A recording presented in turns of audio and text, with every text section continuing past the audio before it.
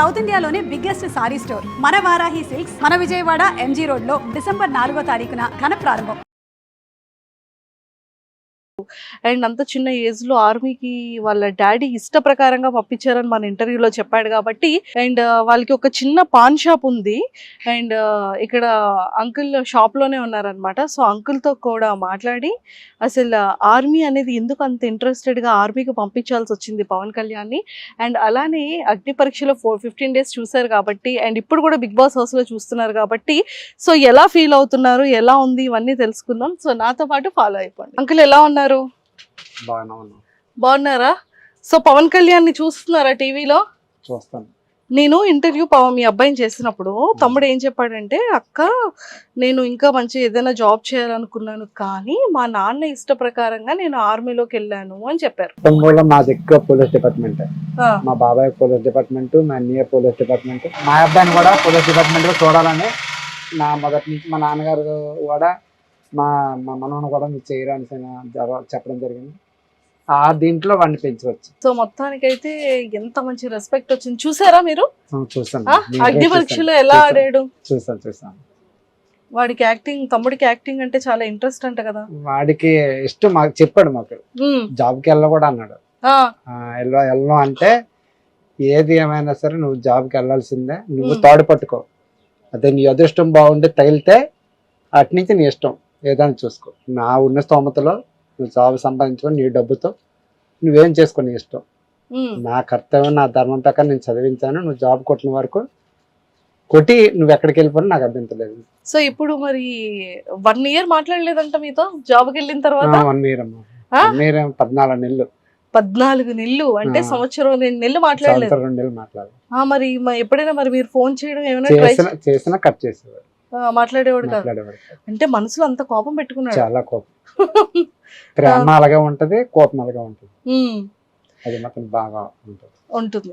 So ఇక్కడ ఎప్పుడైనా సెలవులకు వచ్చేటప్పుడు మీకు హెల్ప్ చేస్తూ ఉంటాడా? వస్తాడు. సెలవులకు వచ్చినా సరే ఎక్కువ వాళ్ళ తమ్ముడితో ఏదో చెప్పాలని చెప్తాడు, వాళ్ళ అమ్మతో ఏదో మాట్లాడుతాడు. ఏదో 2 నిమిషాలు బాగున్నావా అంటాడు, ఏదో చెప్తే ఆళ్ళకిద్దరు అంటాడు, వెళ్ళిపోతాడు. మళ్ళీ ఫ్రెండ్స్ తో తిరుగుతాడు, మళ్ళీ వచ్చిన 15 రోజులు 1 నెల రోజులు కూడా కనీసం పావుగంట కూర్చొని మాట్లాడే భోజనం కూడా మాత్రం కూర్చొని చేయడు. ఎందుకని? ఆడంటే నేను తిరగడానికి వచ్చాను, ఇక్కడికి నేను కూర్చొని ఊసలాడడానికి వచ్చాను అంటాడా? ఓకే. ఆడికి తెలియదు ఇంటి దగ్గర వెళ్ళకుండా. వాడు స్నానం చేసేటప్పుడు కూడా బాత్రూంలో నీళ్ళు నేనే పెట్టవలసి వచ్చేది. వాడిని అలా పెంచాం. మొత్తం అన్ని మీరే చేస్తారు? అన్ని. వాడు ఫస్ట్ క్లాస్ నుంచి అలా ఫస్ట్ వాళ్ళ అత్త దగ్గర పంపించాం. అక్కడ 4 సంవత్సరాలు 5 సంవత్సరాలు ఉన్నాడు. మాకు హెల్త్ ఇష్యూ అవడం వల్ల, మా ఆర్థిక పరిస్థితుల వల్ల మేము ఆల్రెడీ ఇక్కడ ఉండేవాళ్ళం కాదు, బయటలో ఉండేవాళ్ళం. ఏదో వ్యాపారం ఇచ్చి అక్కడికి వెళ్ళిపోయాం. వాడు పుట్టిన తర్వాత నాకు హెల్త్ ఇష్యూ అయిన తర్వాత వీడిని మా మేనత్ కడ పంపించి అక్కడ చూసుకున్న తర్వాత అక్కడి నుంచి మళ్ళీ హాస్టల్ జాయిన్ చేసాం రామచంద్రపురం. 10th వరకు చదివాడు. ఆయన అంతా బయటనే ఉంచాం. 10th నుంచి ఇక్కడ విజయనగరం తీసుకొచ్చి ఎంఎస్ ఫస్ట్ ఇయర్ వరకు ఇక్కడ చేశాడు. ఎంఎస్ ఫస్ట్ ఇయర్ రావగానే జాబ్ వచ్చింది. వెళ్ళన్నాడు, వెళ్ళిపో మళ్ళీ వచ్చేస్తున్నాను, వెళ్ళిపోయి నువ్వు వస్తున్నా ఇంటికి రావద్దని చెప్పేసాను. అంత పెద్ద మాట అన్నారా? చెప్పేసాను రావద్దని. అందుకే బాధపడ్డాడు. చెప్పాడు. వాడి ఇంటికి వెళ్ళి కాల్ ఎట్టుతాను, కాల్ ఇటు ఉంటది, ఎస్ఆర్ నో చెప్పాడు. మరి ఏం చెప్పడానికి లేదు అక్కడ, నువ్వైతే రావద్దు ఇక్కడికి. ఇంకా కానీ తప్పదు, తల్లిదండ్రులు అయిన తర్వాత. కానీ ఈ రోజు ఆ రోజు అలా ఒగ్గిస్తే వచ్చిరా అన్నాను అనుకో, ఆడ పరిస్థితి ఎలా ఉంటుందో తెలియదు. సో అందుకే మంచి పొజిషన్ లో ఉన్నాడు. అందుకే పిల్లలు ఎప్పుడు తల్లిదండ్రుల మాట వినాలి. అలా పెద్దలు ఏంటంటే మేము అనుభవంతో చెప్తాం, వాళ్ళకి ఏంటంటే తల్లిదండ్రులు ఉన్నంత వరకు ఆ బాధ అనేది తెలియదు. నేను అనుభవించాను బాధ. మా అమ్మ నాన్న ఉన్నప్పుడు నేను ఎవరి మాట వినలా. చాలా ఎక్కడెక్కడో తిరిగి వచ్చి లాస్ట్కి వచ్చేసరి మళ్ళీ ఆ సుందరపేట వచ్చి రావాల్సి వచ్చింది. ఇక్కడ బతు తీరు ఏదో గ్రామస్తులు పెద్దల మనుషులు అందరూ అంగీకారంతో ఏదో షాప్ పెట్టుకొని అలా బతు జీవిస్తాం. సో ఇప్పుడు బిగ్ బాస్ హౌస్ లో గేమ్ ఆడుతున్నాడు, మీకు ఎలా అనిపించింది? వాడైతే బాగా వాడు ఎక్కడ మాట్లాడాలో, ఎక్కడ అవసరం అయితేనే మాట్లాడతాడు. వాడికి అవసరం లేని దాంట్లో దూరడు. వాడు మొదటి నుంచి వాడు మాట్లాడాలనుకుంటే అది అక్కడ ఆడి విషయం ఉంటేనే మాట్లాడతాడు, లేకపోతే దూరడు, పక్కన ఉంటాడు. వాడు మొదటి నుంచి ఆడి మెంటాలిటీ. ఎవరని ఏమన్నా చెప్పితే ఏ విషయం చెప్పాడనుకో ముందు రియాక్షన్ అయిపోతాడు. అంటే ముందు నమ్మేస్తాడు. ఆ నమ్మడమే ఈ రోజు వాడికి ఆ బాధ కలిగింది. నమ్మడమే, ప్రతి వ్యక్తిని నమ్మేస్తాడు, ముందు నమ్మేస్తాడు. నమ్మేసిన తర్వాత వాళ్ళ గురించి తెలుసుకున్నా ఉపయోగం ఉండదు, సై జారిపోతుంది, అయిపోయింది అంతా. ఇప్పుడు కూడా ఆ గేమ్ ఆడుతాడు కానీ కాస్త ఎక్కడో నాకు చిన్న భయం వేస్తుంది. వాళ్ళు ఏదో చెప్పేదాన్ని నమ్ముతాండా, లేకపోతే బిగ్ బాస్ ఇచ్చిన టాస్క్ ఆడుతాండా. కొందరు వీడికి కొన్ని ఏదైనా ఆశ చూపెట్టాడు అనుకోండి, వీడు కొద్దిగా పొంగిపోతాడు. వీడికి యాక్టింగ్ అంటే ఇష్టం.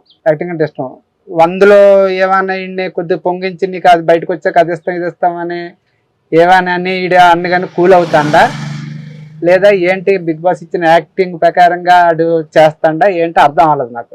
అక్కడ కొంచెం కన్ఫ్యూజ్ ఉంది. లేదు, ఇప్పుడు బానే ఆడుతున్నాడు, చక్కగా కనిపిస్తున్నాడు టీవీలో కూడా. మీరు ఆ 1.5 ఎపిసోడ్ కాకుండా మళ్ళీ మనకి ఆన్లైన్ లో 24/7 వస్తుంది. వాళ్ళు ఉదయం లేచినప్పటి నుండి పడుకొని మళ్ళీ లేచేంత వరకు కంటిన్యూ వస్తూనే ఉంటది. సో అందులో అయితే మాత్రం అందరికి చక్కగా కనిపిస్తున్నాడు. టెన్షన్ పడాల్సిన పని లేదు. వాడు ఏమి అంత తెలివి తక్కువగా అంత చిన్న పిల్లడిగా ఏం లేడు, మీరు కంగారు పడకండి.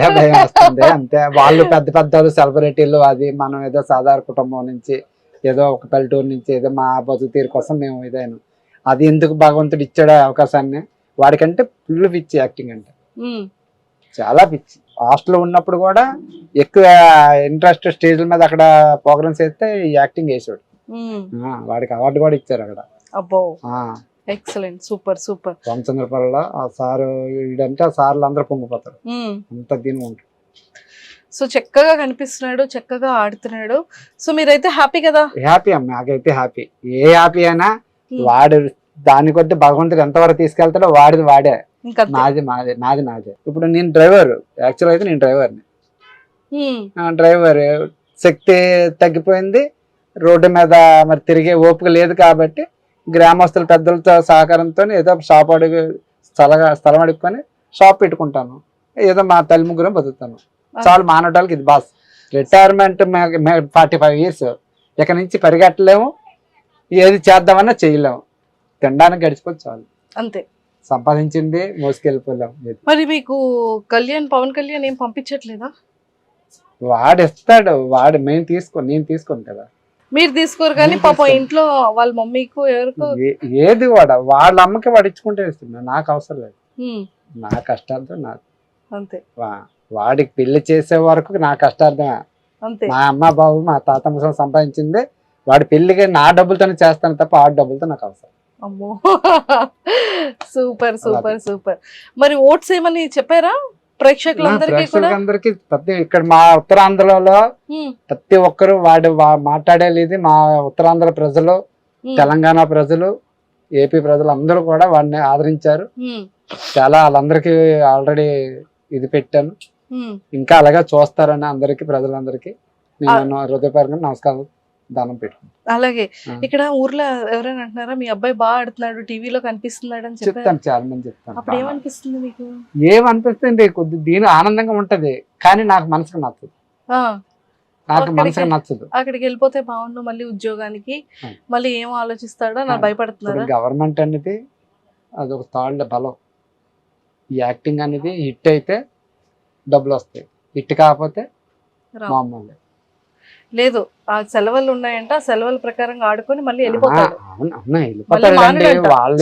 అటు నుంచి వాడికి ఏమైనా ప్రెజర్ ఉంటది, అటు చాలా మంది సమాధానం చెప్పుకోవాలి. అక్కడ సెంట్రల్ గవర్నమెంట్ ఏం లేదు, చక్కగా లీవ్ ఇచ్చారు, అక్కడ వాళ్ళందరూ టీం వాళ్ళందరూ చూసుకుంటున్నారు. సో హ్యాపీగా ఆడుకుంటాడు, తర్వాత మళ్ళీ వెళ్ళిపోతాడు. మీకు ఆ టెన్షనే లేదు. చెప్పాడు, నేను వెళ్ళిపోతాను డాడీ, మా సెలవు పెట్టుకోవచ్చు అన్నాడు. సరే అమ్మా పెట్టుకో కదా అనలేదు. సరే నీ యాక్టింగ్ ఇష్టం అన్నా కదా, అది భగవంతుడు తగిలింది వెళ్ళు, అంతే. ఏదైనా కష్టమైన నష్టమైన నువ్వే భరించాలి. And for more videos, please subscribe to iDream. Please subscribe to iDream. Please subscribe iDream. And please subscribe to iDream. For more videos, subscribe to iDream. please like, share and subscribe to the channel. Congratulations, iDream. Subscribe to iDream. Subscribe to iDream. So subscribe to iDream Media.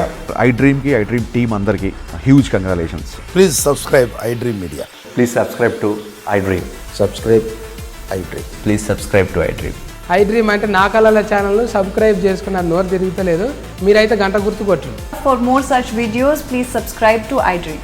Subscribe to iDream. Please subscribe to iDream. Please subscribe iDream Media. Please do subscribe to iDream. Please subscribe to iDream Media. For best entertainment and information, please subscribe iDream. And don't forget to subscribe